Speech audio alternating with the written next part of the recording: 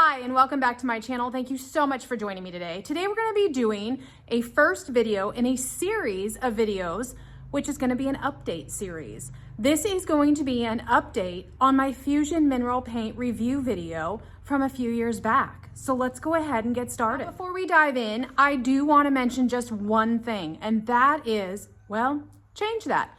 I want to mention two things. First thing is I have a membership group. I'm not gonna stand here and talk to you all about the membership group. I will go ahead and list all the benefits right here for you, and you can decide if this is a group for you. It's a fantastic monthly membership group, no obligation. You join today, you can quit the next month, or you can stay for the long haul. So go check it out. The second thing I want to mention today is Now Born in a Barn has classes that we offer. So if you go visit our website, I'll put it right down below here, you can go check out the series of classes that we're offering and the upcoming ones that are going to be on the schedule really soon. Okay, so today we're going to be doing our sample on a cabinet door. Now I've already gone ahead and prepped it by cleaning it with my Cred Cutter. This is a cleaner and degreaser, deglosser. It is great for prepping your furniture.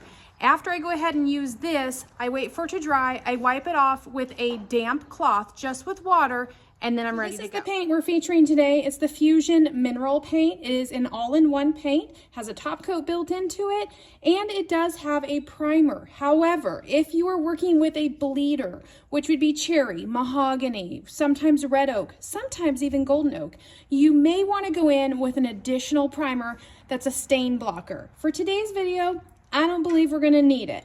But let's go ahead and get this color, which is Manor Green. It's one of their newer colors, and get this on our piece. And I always like to have on hand when I am brushing Fusion is a water mister bottle.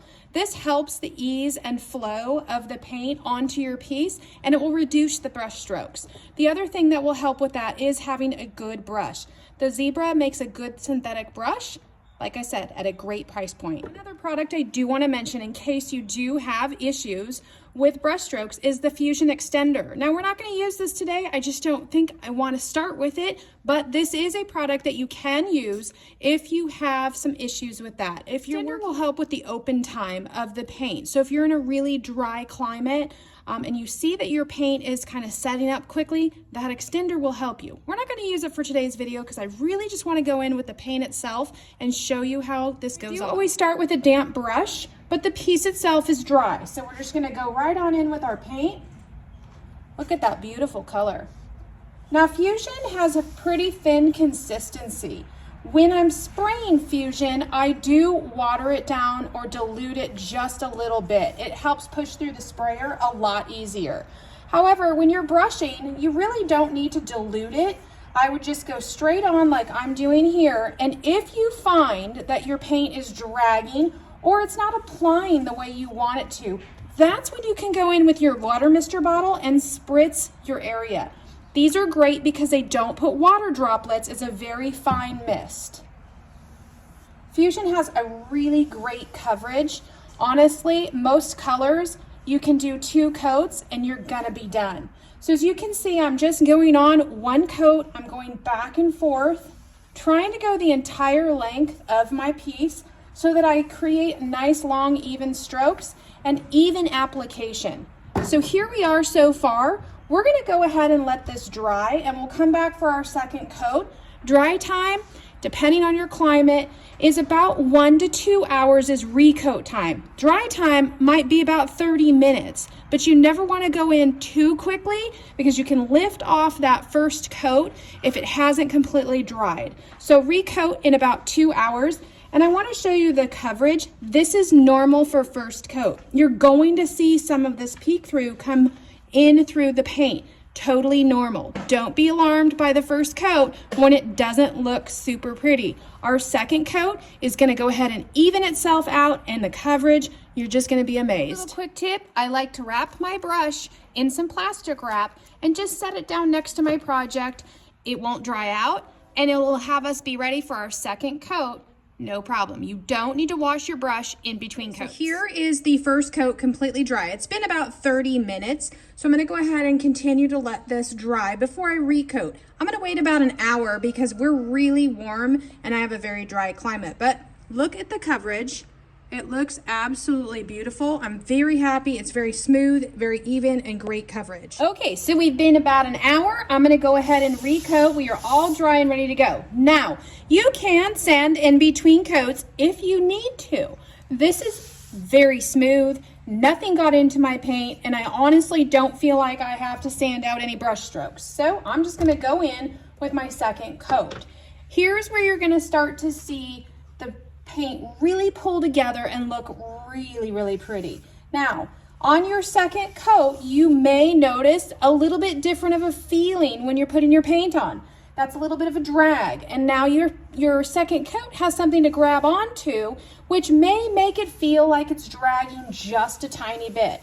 Not to worry, very light pressure is key. Strokes all the way from one end to the other if you can. If you're working on a large project, you may not be able to do that, and that is okay. Here we're working on a small cabinet door, so it's easy for me to do. Now, the key is to know when to stop. I have enough paint on my door, and I'm very happy with the way that looks, so I'm gonna stop, let it dry. We'll come back, talk a little bit about the paint, and we'll check our second coat.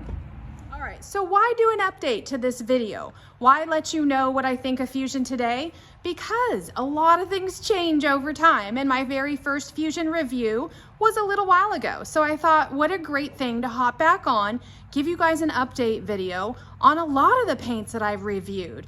Because just because I reviewed them and I liked them in my video doesn't mean I continued to use them in my shop and still love them today. Now I do have to tell you, Fusion is one of those. I absolutely love Fusion. I am a creator for Fusion, and I absolutely love the entire brand. I primarily spray Fusion, but I also do projects where I brush Fusion mineral paint. One of the things that I like to tell people all the time with any paint, to be honest with you, is be patient. The number one mistake that people make is trying to get too much paint on too quickly. You want to go ahead in with nice, thin, even, light coats, and then on your second and sometimes third coat, depending on what color you're using, it will all round out and look absolutely beautiful. As I mentioned earlier, there are many ways to avoid brush strokes, good brushes, a light hand or light technique, and just experience.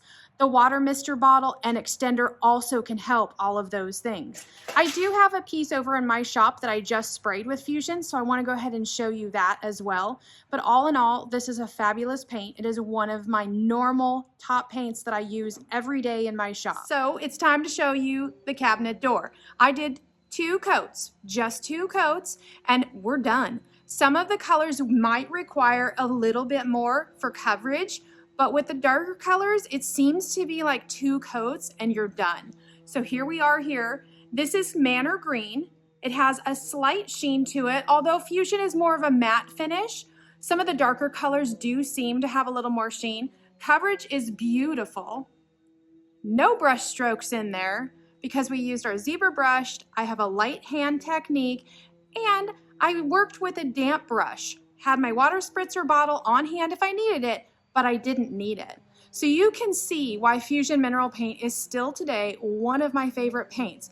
When I did that video years ago, it became one of my favorite paints, and it's remained that way. So I give Fusion a definite thumbs up, and I highly recommend it. Now let me take you on over to see the piece that I just finished where I sprayed the Fusion. The piece that I just finished where I sprayed it, so you can see it sprays equally as beautiful as it brushes. This is a different color than we used in the demonstration. That was Manor Green, and this color is called Everett, and I custom mixed a little bit of coal black in there just to deepen it up a bit. But this is a beautiful color. The finish comes out gorgeous, and this was about 2 coats sprayed. All right, everyone. I hope you enjoyed this video. Thank you so much for tuning in today. Thank you for being subscribers. If you aren't subscribed, go hit that subscription button as well as the post notification bell. It helps support my channel and keep me going. If you have any questions at all or positive comments, make sure you leave them down below. I love engaging with you, and I'll always answer your questions.